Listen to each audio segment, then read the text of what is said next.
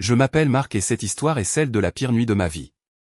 J'ai longuement hésité à la partager, mais peut-être que mettre des mots dessus m'aidera à y voir plus clair. Tout a commencé comme n'importe quel autre jour, mais un seul instant a tout fait basculer. La journée avait débuté normalement. Ma femme, Sarah, semblait inhabituellement joyeuse. Elle m'a annoncé que nous avions des projets pour samedi soir, une « soirée spéciale », comme elle l'appelait. C'était une fête surprise organisée par l'une de ses amies. Honnêtement, je n'avais pas envie d'y aller.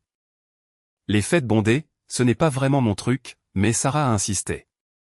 Tu vas adorer. Fais-moi confiance, dit-elle avec un sourire. Le genre de sourire qui, autrefois, me faisait oublier mes doutes. Mais maintenant, il semblait forcé, comme si quelque chose n'allait pas. Ces dernières semaines, Sarah se comportait différemment. Elle était collée à son téléphone, riant à des textos qu'elle ne me montrait jamais, et travaillait tard plus souvent que d'habitude. Quand j'essayais d'aborder le sujet, elle balayait mes inquiétudes, levant les yeux au ciel comme si j'imaginais des choses. « Marc, arrête de tout suranalyser, disait-elle. Mais mon instinct me disait le contraire. Pourtant, j'ai repoussé ses pensées. Je voulais lui faire confiance, même si quelque chose au fond de moi me disait de ne pas le faire. Ce samedi-là, Sarah a passé des heures à se préparer. Elle a choisi une nouvelle robe, s'est coiffée, et semblait presque nerveuse. J'ai essayé de faire la conversation, mais elle m'a repoussé avec des réponses courtes. Au moment où nous sommes montés dans la voiture, le silence entre nous était pesant, mais je me suis dit que c'était juste mon imagination. Peut-être qu'elle était vraiment juste excitée par la fête.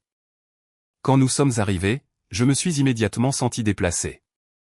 La maison était immense, bien plus luxueuse que ce à quoi je m'attendais pour une de ses amies. Ils ont bien réussi, a dit Sarah nonchalamment en voyant mon expression surprise. Son ton était sec, presque comme si elle essayait de couper court à toute question avant même que je puisse la poser.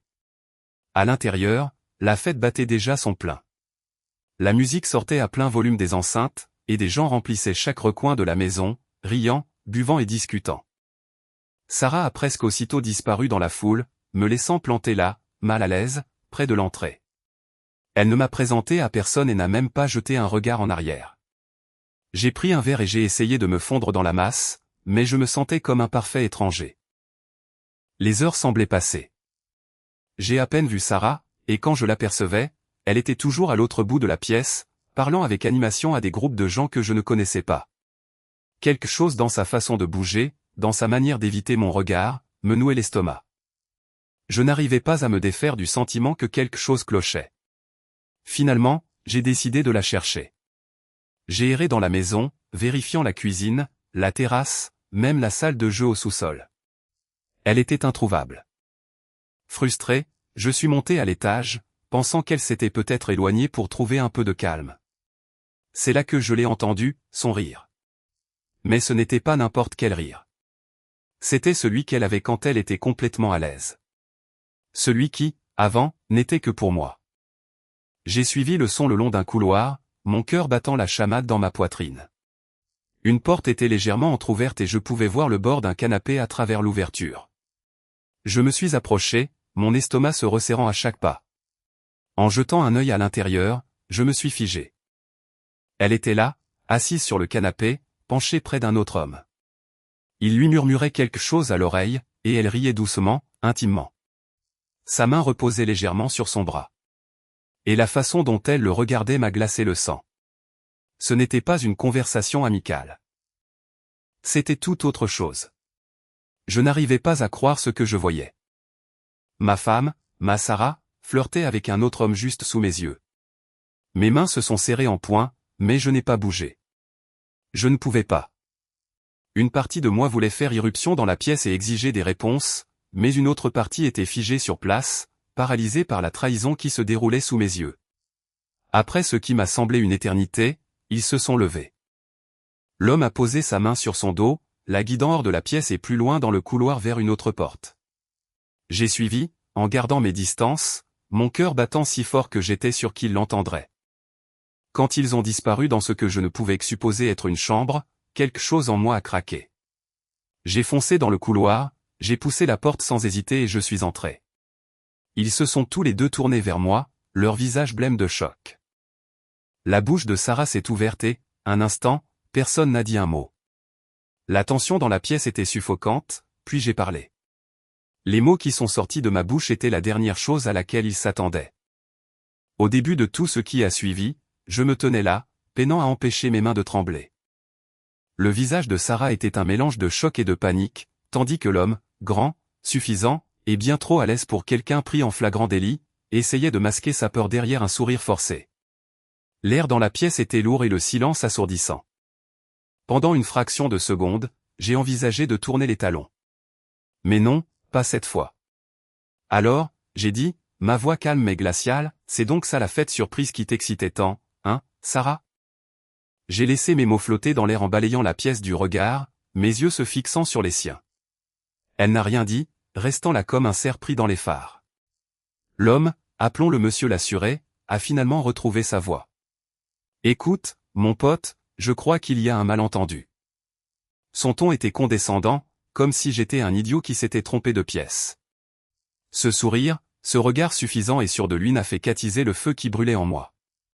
Je me suis tourné lentement vers lui, en faisant un pas de plus.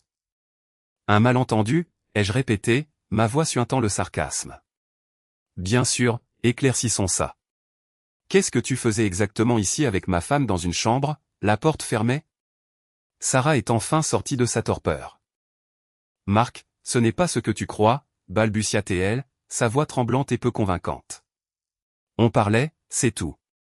Vous parliez, ai-je répété en laissant échapper un rire amer. Dans une chambre, seule, la porte fermée.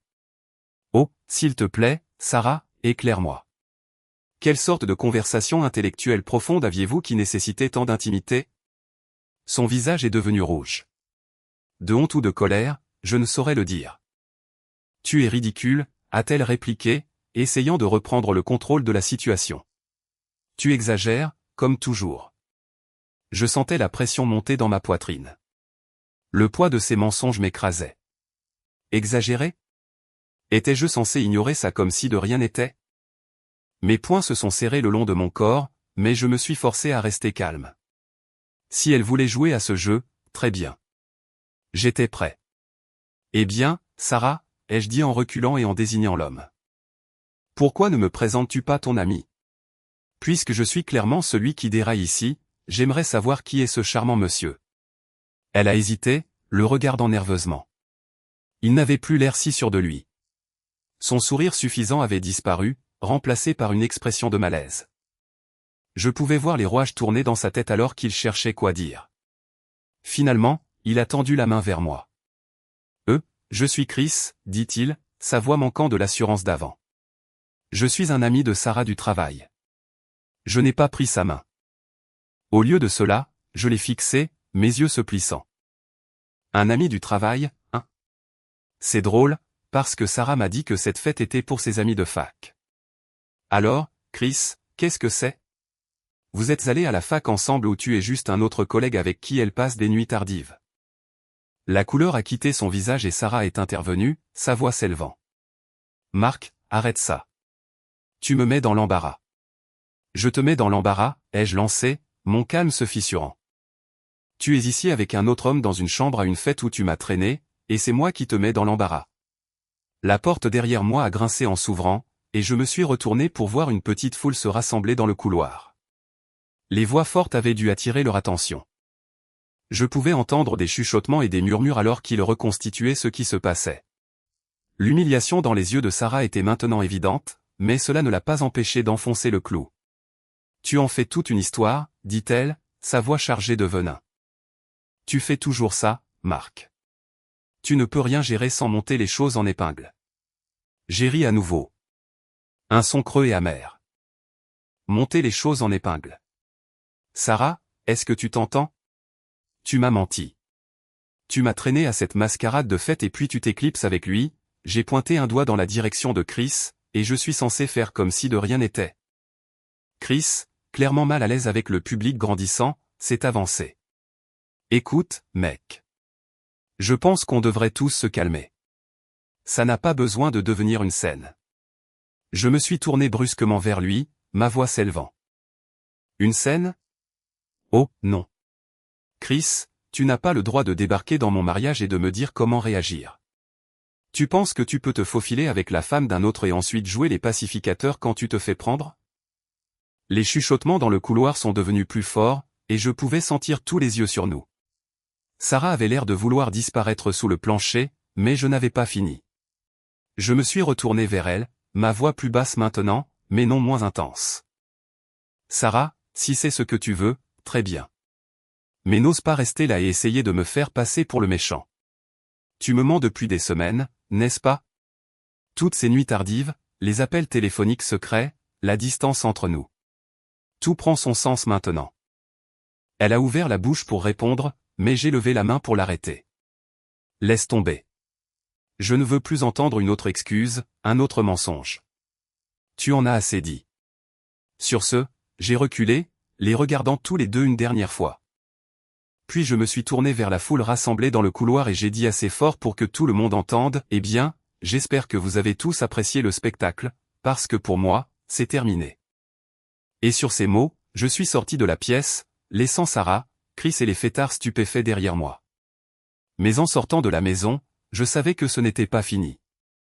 La tempête ne faisait que commencer. Je suis sorti de cette maison le cœur battant, la tête qui tournait, et mon monde s'effondrait sous mes pieds.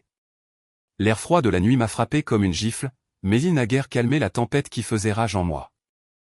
Je n'ai pas regardé en arrière, je ne me souciais pas de savoir si Sarah suivait ou si quelqu'un essayait de m'arrêter. J'ai juste continué à marcher, le son de mes propres pas résonnant dans le silence. Quand je suis arrivé à ma voiture, je me suis arrêté un instant, agrippant la poignée de porte si fort que mes jointures sont devenues blanches. Je voulais crier, frapper quelque chose, laisser sortir toute la colère et la trahison qui menaçaient de me consumer. Mais au lieu de ça, je suis juste monté, j'ai claqué la porte et je suis resté assis là, à regarder fixement le volant. L'image de Sarah et Chris ensemble dans cette pièce était gravée dans mon esprit. Son rire, sa main sur son bras, la façon dont elle le regardait, tout était si délibéré, si intime. Depuis combien de temps cela durait-il? Combien de fois m'avait-elle menti en face, m'avait-elle embrassé pour me souhaiter bonne nuit, pour ensuite se retourner et faire quoi que ce soit? J'ai laissé échapper une respiration tremblante et j'ai démarré le moteur.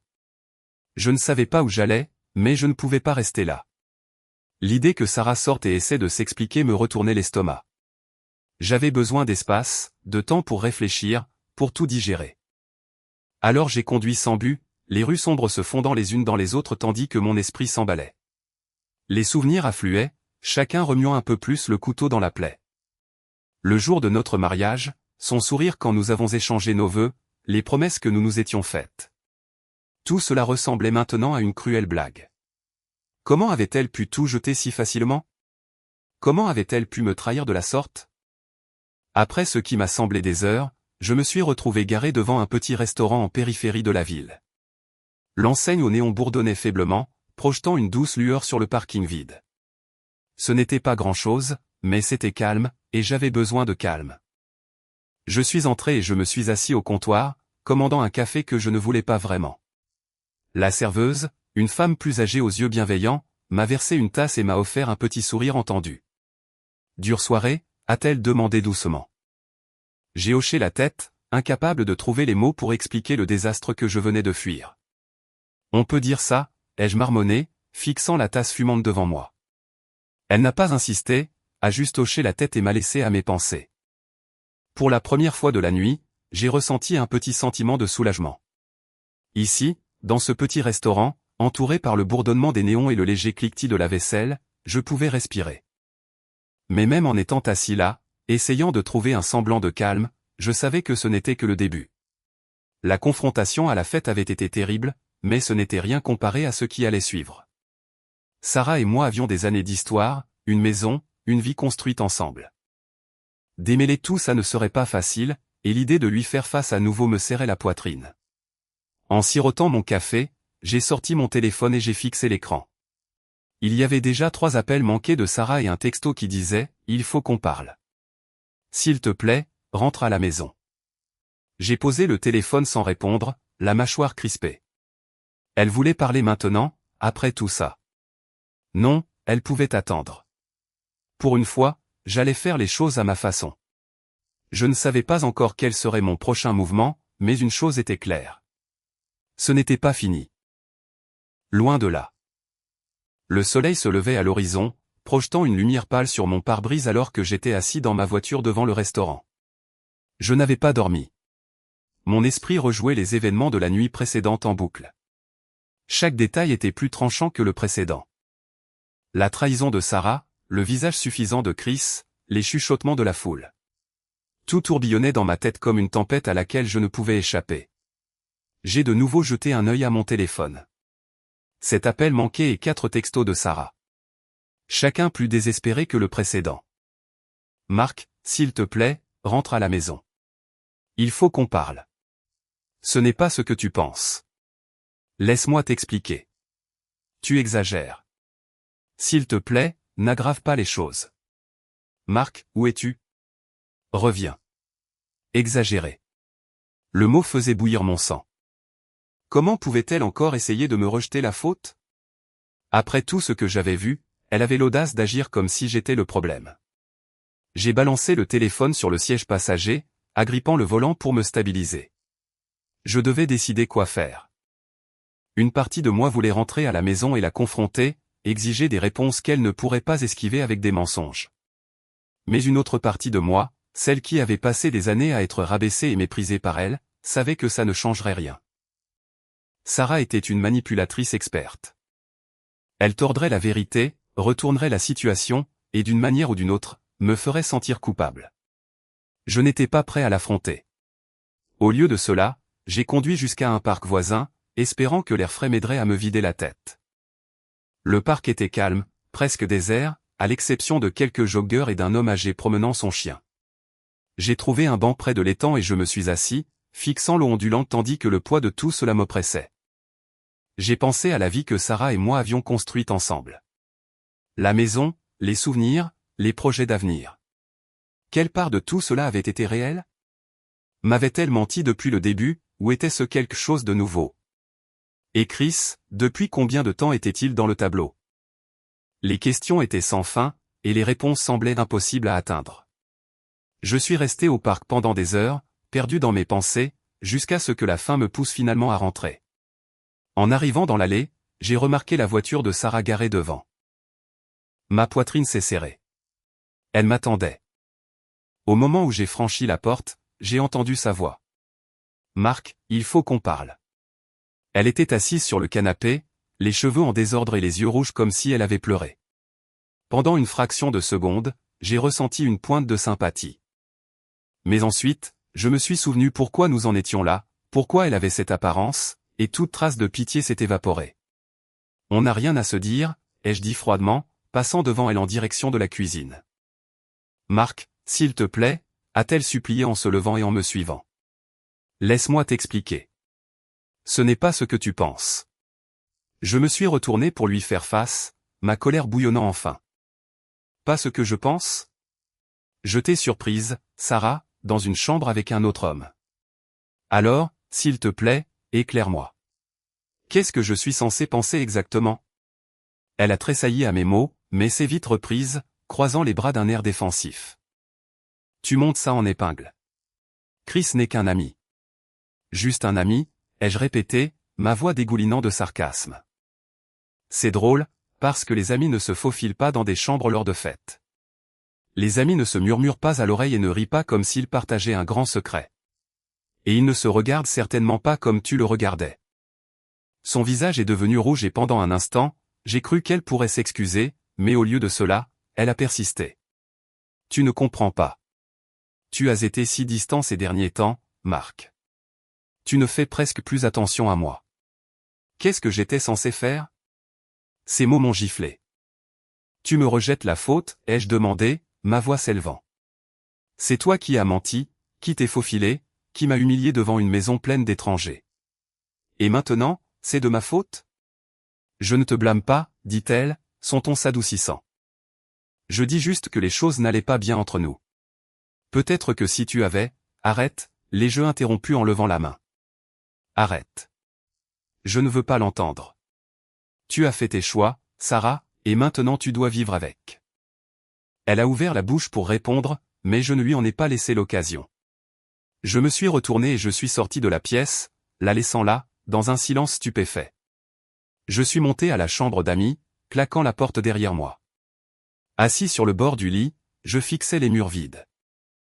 Une vague d'épuisement m'a envahi. Ce n'était pas ainsi que j'avais imaginé ma vie. Mais une chose était claire. Sarah et moi, c'était fini. Je ne savais pas ce que l'avenir me réservait, mais je savais que je ne pouvais pas revenir en arrière. Ce n'était que le début de la fin. La chambre d'Amy était froide et silencieuse, mais elle me semblait plus sûre que n'importe quel endroit près de Sarah. Je n'ai pas beaucoup dormi cette nuit-là.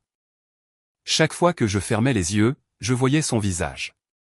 D'abord, me souriant comme si de rien n'était, puis riant avec Chris comme si je n'existais pas. C'était exaspérant. Au matin, j'avais pris ma décision.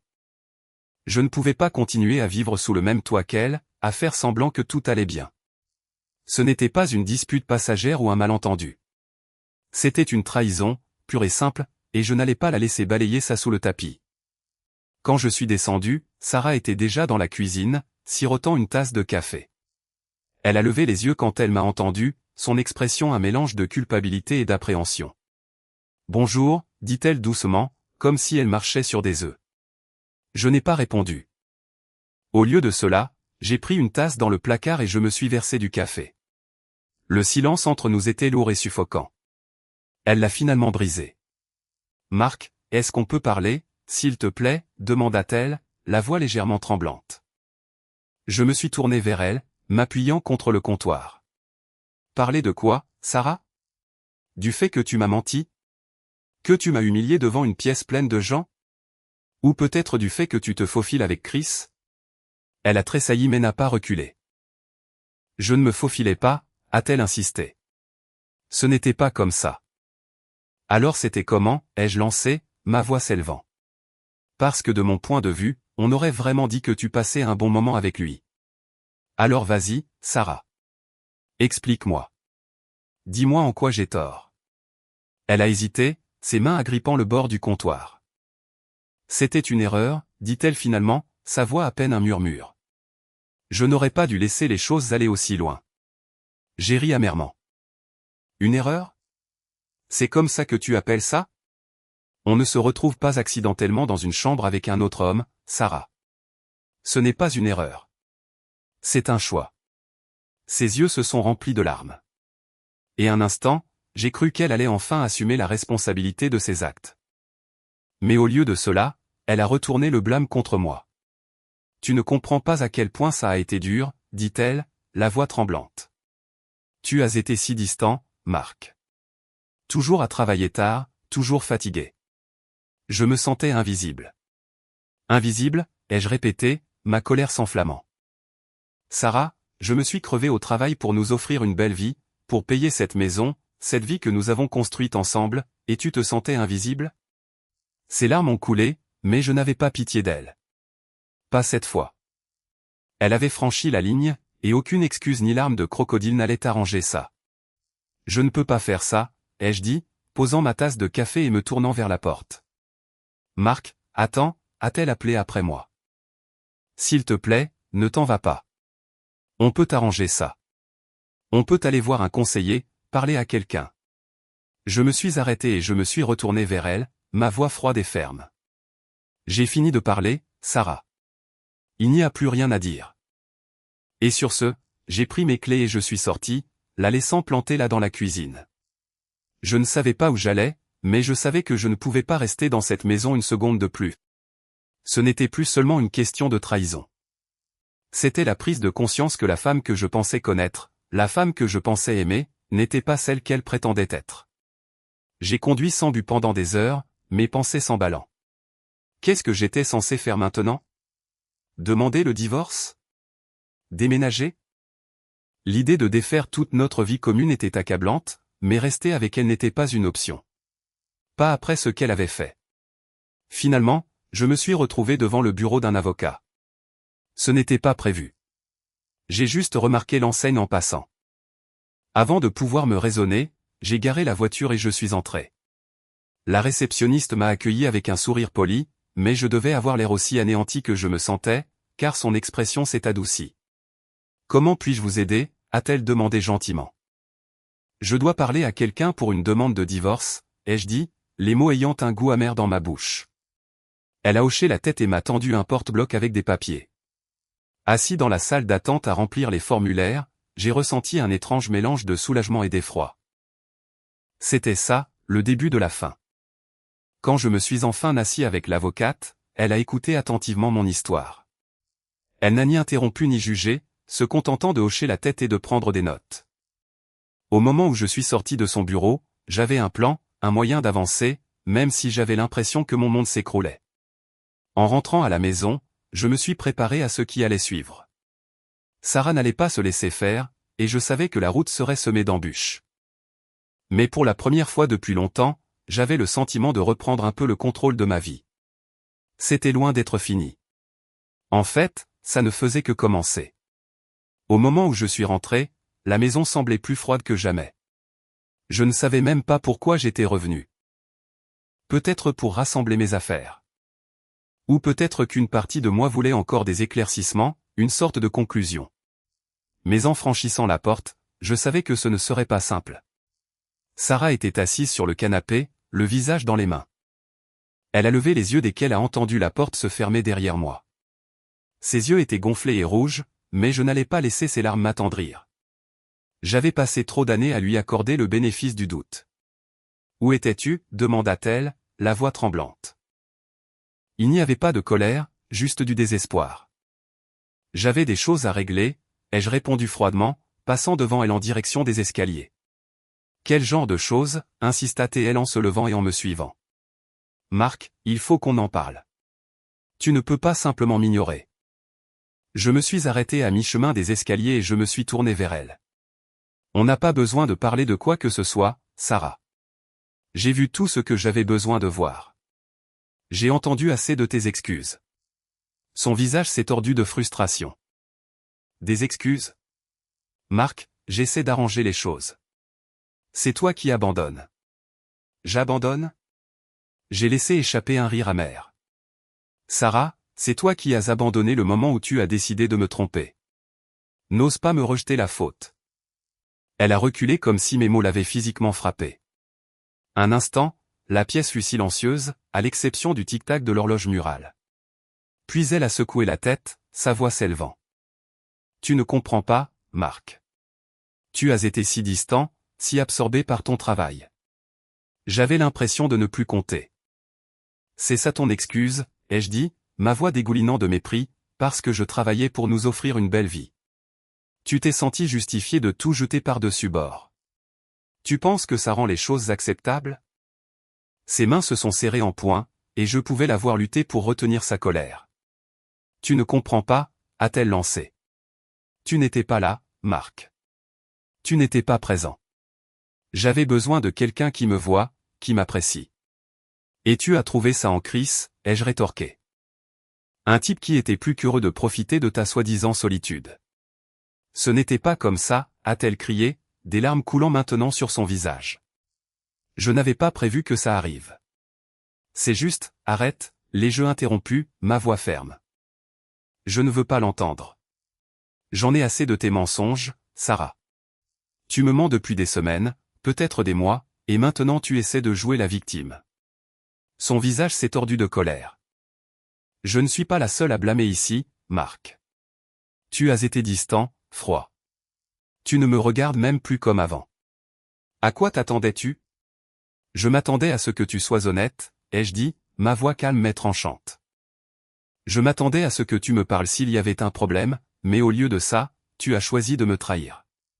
Elle a ouvert la bouche pour répondre, mais j'ai levé la main pour l'arrêter. Assez, Sarah. C'est fini. Je suis allé voir un avocat aujourd'hui. Ses yeux se sont écarquillés et pour la première fois, une peur réelle a traversé son visage. Un avocat, a-t-elle répété, sa voix à peine un murmure. Oui, ai-je dit, mon ton froid et inébranlable. J'ai déjà entamé la procédure. Ce mariage est terminé.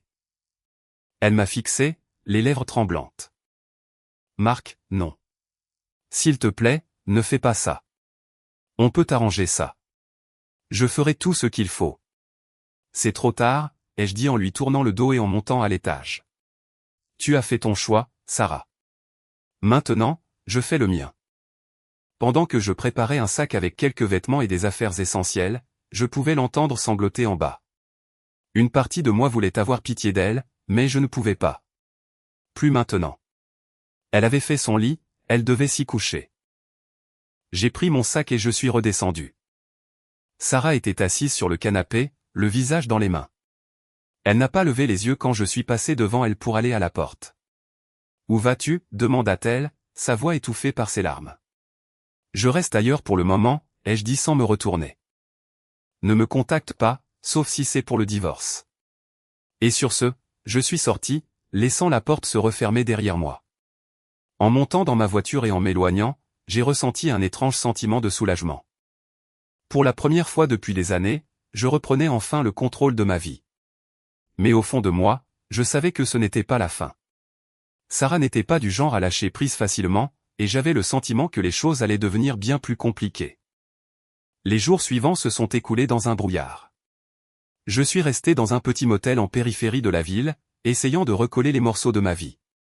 Chaque nuit était sans sommeil, mon esprit tourmenté par les pensées de Sarah et de sa trahison. Même si j'avais fait les premiers pas pour la quitter, le poids de tout cela pesait encore lourdement sur ma poitrine. Je n'avais pas seulement perdu une femme. J'avais perdu la vie que je pensais connaître. Le matin du 4e jour, mon téléphone a vibré sans cesse sur la table de chevet. J'avais ignoré les appels et les messages de Sarah, mais le volume de notifications m'a poussé à prendre le téléphone pour voir ce qu'elle voulait cette fois. Ces messages étaient passés de désespérés à frénétiques. « Marc, s'il te plaît, appelle-moi. Je ne peux pas faire ça sans toi. Tu ne connais pas toute l'histoire. S'il te plaît, écoute-moi. Je t'aime. J'ai fait une erreur, mais on peut arranger ça. Si tu me quittes, je ne sais pas ce que je ferai. » J'ai jeté le téléphone, le nœud dans mon estomac se resserrant. Ces mots n'avaient plus aucun pouvoir sur moi. Pendant des années, Sarah m'avait manipulé, me faisant croire que ses problèmes étaient toujours, d'une manière ou d'une autre, de ma faute. Cette fois, je n'allais pas tomber dans le piège. Mais les messages n'ont pas cessé. Cet après-midi-là, elle a rappelé, laissant cette fois un message vocal. Contre mon meilleur jugement, je l'ai écouté. « Marc, je t'en supplie, rentre à la maison. Je suis en train de m'effondrer. J'ai fait une erreur, et je sais que je t'ai fait du mal, mais tu es mon mari. On s'est promis de tout surmonter ensemble. S'il te plaît, n'abandonne pas. Je ferai tout ce que tu demanderas. Dis-moi juste quoi faire. » Sa voix s'est brisée vers la fin, et je l'ai entendu sangloter avant que le message ne se coupe. Un bref instant, une pointe de culpabilité m'a frappé. Étais-je trop dur? Devrais-je au moins lui donner une chance de s'expliquer? Non. J'ai secoué la tête, repoussant ses pensées. Ce n'était pas une question de vengeance ou de punition. Il s'agissait de retrouver ma dignité. Sarah avait franchi la ligne, et aucune supplication ne pourrait défaire ce qu'elle avait fait. Ce soir-là, alors que j'étais assis dans la chambre de motel faiblement éclairée, on a frappé à la porte. Mon cœur s'est serré. J'avais un mauvais pressentiment sur l'identité du visiteur. Quand j'ai ouvert, elle était là. Sarah. Son visage était pâle, ses yeux rouges et gonflés. On aurait dit qu'elle n'avait pas dormi depuis des jours. « Marc, dit-elle doucement, la voix tremblante. Est-ce qu'on peut parler, s'il te plaît ? » Je suis resté dans l'embrasure de la porte, l'empêchant d'entrer. « Comment m'as-tu trouvé ?» ai-je demandé, mon ton plat. « Tu as laissé un reçu sur le comptoir de la cuisine » a-t-elle avoué, baissant les yeux. J'ai tourné en voiture, en espérant te trouver. J'ai soupiré, m'appuyant contre le cadre de la porte. Sarah, il n'y a rien à dire. J'ai déjà pris ma décision. S'il te plaît, Marc, dit-elle en se rapprochant. Je ne peux pas te perdre. Je ferai n'importe quoi pour arranger ça. Je quitterai mon travail. Je couperai tout contact avec Chris. Tout ce qu'il faudra. Mais ne me quitte pas, j'ai croisé les bras, la regardant avec incrédulité. Quitter ton travail? Couper les ponts avec Chris? Tu penses que ça efface ce que tu as fait? Tu penses que je peux simplement oublier ce que j'ai vu à cette fête? des larmes coulaient sur son visage alors qu'elle secouait la tête. Non, je ne m'attends pas à ce que tu oublies, mais je suis prête à faire tout ce qu'il faut pour me racheter. Je sais que je ne mérite pas ton pardon, mais je t'en supplie, donne-moi une chance. Ces mots étaient désespérés, mais je ne pouvais me défaire du sentiment que ce n'était qu'une autre comédie, une manœuvre pour reprendre le contrôle. J'avais déjà vu cette facette de Sarah, sa capacité à user de son charme quand les choses n'allaient pas dans son sens. Et je n'allais pas tomber dans le panneau cette fois. Il faut que tu partes, ai-je dit fermement, reculant et commençant à fermer la porte. Marc, attends, a-t-elle crié, posant sa main sur la porte pour m'arrêter. Je suis enceinte. Les mots m'ont frappé comme un train de marchandises. Je me suis figé, la porte à moitié fermée, tandis que sa déclaration flottait dans l'air. Un instant, je n'ai plus pu respirer. Qu'est-ce que tu viens de dire, ai-je demandé, ma voix à peine un murmure. Je suis enceinte, a-t-elle répété, sa voix se brisant. Je viens de le découvrir il y a quelques jours. Je n'étais pas sûr de devoir te le dire, mais je ne peux pas te le cacher. Ça change tout, Marc. Je la fixais, mon esprit en ébullition. Était-ce une autre tactique de manipulation? Un autre mensonge pour essayer de me faire revenir? Ou disait-elle la vérité? Mon cœur s'est emballé alors que mille pensées inondaient mon esprit. Si elle était enceinte, de qui était l'enfant? Le mien? Celui de Chris? La simple pensée me retournait l'estomac. Prouve-le, ai-je dit froidement, plissant les yeux vers elle. Elle a cligné des yeux, décontenancée. Quoi? Prouve-le, ai-je répété. Si tu es vraiment enceinte, je veux voir un test. Et même alors, je voudrais un test de paternité le moment venu. Tu ne peux pas lâcher une bombe comme ça et t'attendre à ce que je te croie sur parole. Son visage s'est décomposé, et elle a laissé échapper un petit sanglot brisé. Tu ne me fais plus confiance du tout, n'est-ce pas? Non, Sarah, ai-je dit sans détour. Je ne te fais pas confiance. Et tu ne peux t'en prendre qu'à toi-même. Elle est restée là un moment, les épaules secouées par les pleurs. Puis, sans un mot de plus, elle s'est retournée et s'est éloignée, disparaissant dans la nuit. En fermant la porte, je me suis appuyé contre elle, mes jambes menaçant de céder sous moi. Enceinte. Que ce soit vrai ou non, cela changeait toute la donne. Et je n'avais aucune idée de ce que je devais faire. La porte s'est refermée derrière moi, et je me suis affalé contre elle, l'esprit en plein chaos. Enceinte. Le mot résonnait dans ma tête, soulevant une tempête d'émotions que je ne parvenais pas à identifier. Colère, confusion, peur. Sarah disait-elle la vérité, ou était-ce juste une autre tentative désespérée de me manipuler? Et si elle était enceinte, de qui était l'enfant? La chambre de motel m'a soudain semblé étouffante. J'ai fait les 100 pas, rejouant ces mots encore et encore. Quelque chose ne collait pas. Sarah avait toujours été calculatrice, sachant exactement comment tourner une situation à son avantage. Était-ce juste un autre de ces jeux? Je n'ai pas dormi cette nuit-là. Le poids de tout cela m'oppressait, implacable et suffocant. Au matin, j'avais pris ma décision. J'avais besoin de réponses, et je n'allais pas attendre que Sarah me serve sa version de la vérité. J'ai décidé d'appeler quelqu'un qui pourrait en savoir plus. Chris. Autant cela me dégoûtait, autant il était la seule autre personne impliquée dans ce pétrin, et j'avais besoin d'entendre sa version. J'ai parcouru les relevés téléphoniques de Sarah, que j'avais sauvegardés par intuition quelques mois plus tôt, et j'ai trouvé son numéro. Ma main tremblait en le composant. Le téléphone a sonné 2 fois avant qu'une voix ensommeillée ne réponde. Allô? Chris. C'est Marc, ai-je dit, ma voix stable mais froide. Il y a eu une pause, puis un lourd soupir. Marc, écoute, mec. Je ne pense pas qu'on devrait, laisse tomber, les jeux coupés. Sarah m'a dit qu'elle est enceinte. Je veux la vérité. Est-ce que c'est le tien? La ligne est devenue silencieuse et je pouvais l'entendre respirer lourdement à l'autre bout. Je ne sais pas, a-t-il finalement dit. Elle n'a jamais rien dit sur le fait d'être enceinte. Sais-tu au moins depuis combien de temps ça dure, ai-je demandé, ma voix s'élevant. Combien de fois, Chris? Combien de fois t'es-tu faufilé avec ma femme dans mon dos? Marc, je te jure que ce n'était pas comme ça, dit-il rapidement, sur la défensive. C'est juste arrivé. On n'avait pas prévu ça, et je n'ai jamais voulu que ça aille aussi loin. J'ai laissé échapper un rire amer. C'est juste arrivé. C'est tout ce que tu trouves à dire? Tu ne voulais pas que ça aille aussi loin. Tu t'attends à ce que je croie que tu es une victime innocente? Je suis désolé, dit-il, sa voix à peine un murmure. Je ne sais pas quoi dire d'autre. Tu peux commencer par rester hors de ma vie, ai-je dit, ma voix froide. Et si ce bébé s'avère être le tien, tu as intérêt à être prêt à assumer tes responsabilités. J'ai raccroché avant qu'il ne puisse répondre, mes mains tremblant de rage. Ces faibles excuses et ces justifications vides n'ont rien fait pour apaiser le feu qui brûlait en moi. Au contraire, elles l'ont aggravé. Mais maintenant, j'avais un autre problème, Sarah. Si elle mentait sur la grossesse, c'était la goutte d'eau qui ferait déborder le vase.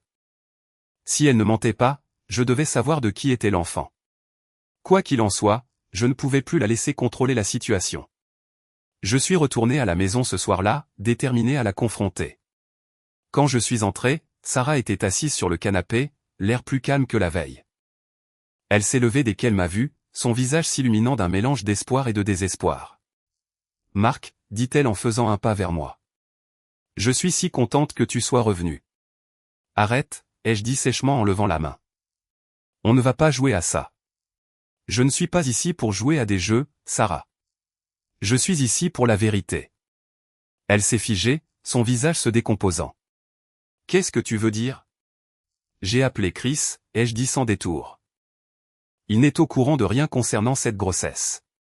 Alors, je te le demande à nouveau. Es-tu vraiment enceinte, ou est-ce juste un autre de tes mensonges? Ses lèvres se sont entr'ouvertes et un instant, j'ai cru qu'elle allait nier, mais ses épaules se sont affaissées et elle a laissé échapper une respiration tremblante. Je le suis, dit-elle doucement. J'ai fait un test. C'est positif. Montre-le-moi, ai-je exigé, mes yeux rivés sur les siens. Elle a hésité, puis a hoché la tête. Très bien, c'est en haut. Je l'ai suivie à l'étage, mon cœur battant la chamade.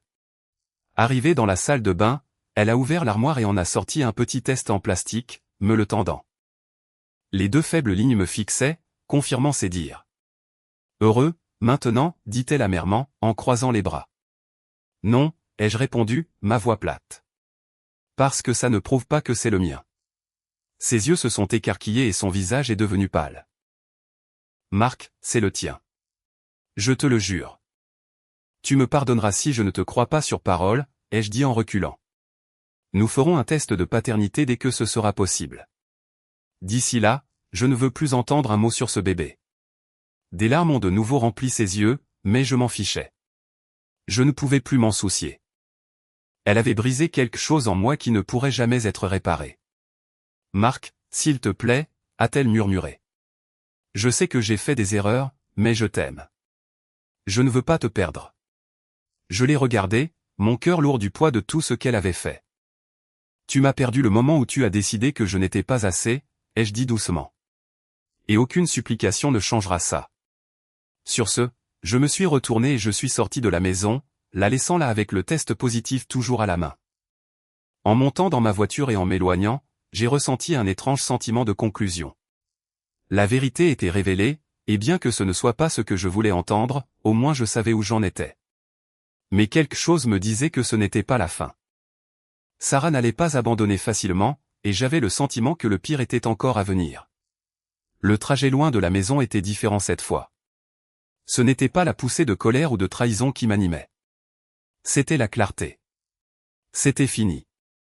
Fini des mensonges de Sarah, de ses manipulations, et du chaos émotionnel dans lequel elle m'avait entraîné. Le mariage était terminé, et il n'y avait pas de retour en arrière possible. Le lendemain matin, j'ai de nouveau rencontré l'avocate. Nous avons discuté des étapes pour finaliser le divorce et de la manière de me protéger au cas où Sarah essaierait de compliquer les choses. J'ai également pris des dispositions pour un test de paternité dès que ce serait médicalement possible. Si l'enfant n'était pas le mien, cela ne ferait que renforcer ma résolution de couper les ponts complètement. 2 semaines se sont écoulées et j'ai évité les appels et les messages de Sarah. Je suis resté au motel, me concentrant sur la reconstruction de ma vie, un petit pas à la fois. Ce n'était pas facile, mais chaque jour loin d'elle me donnait l'impression de retrouver une partie de moi-même.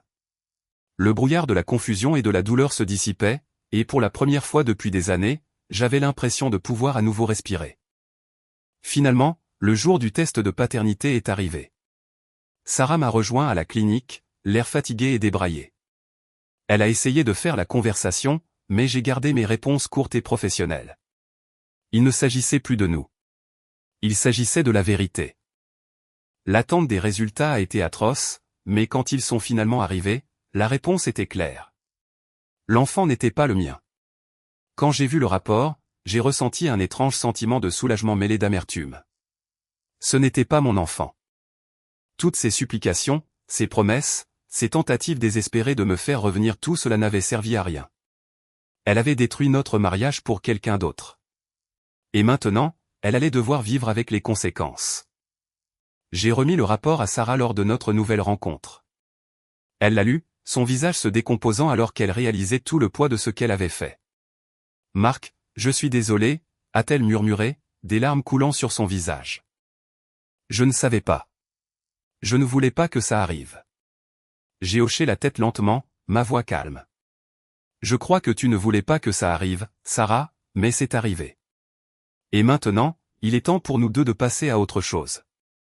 Elle a essayé de protester, de supplier pour une dernière chance, mais je ne l'ai pas laissé faire. Je suis resté ferme, sachant que c'était le seul moyen de vraiment clore ce chapitre de ma vie. Je lui ai souhaité bonne chance, sincèrement, et je suis parti pour la dernière fois. Dans les mois qui ont suivi, j'ai tout recommencé. Ce n'était pas facile, mais ça en valait la peine. J'ai trouvé un nouvel endroit où vivre, je me suis concentré sur ma carrière, et j'ai même commencé à renouer avec des amis que j'avais perdus de vue pendant mon mariage. La vie n'était pas parfaite, mais elle était à nouveau la mienne. Quant à Sarah, j'ai appris par des connaissances communes qu'elle avait eu le bébé et que Chris était introuvable. Elle a essayé de me contacter encore quelques fois, mais je n'ai pas répondu. C'était un chapitre que j'avais refermé, et je n'allais pas le rouvrir. Avec le recul, la trahison a été dévastatrice, mais elle m'a aussi libéré. Libéré pour reconstruire, pour me redécouvrir, et pour créer une vie selon mes propres termes. Parfois, les fins les plus difficiles mènent au meilleur commencement. Et pour moi, c'en était un.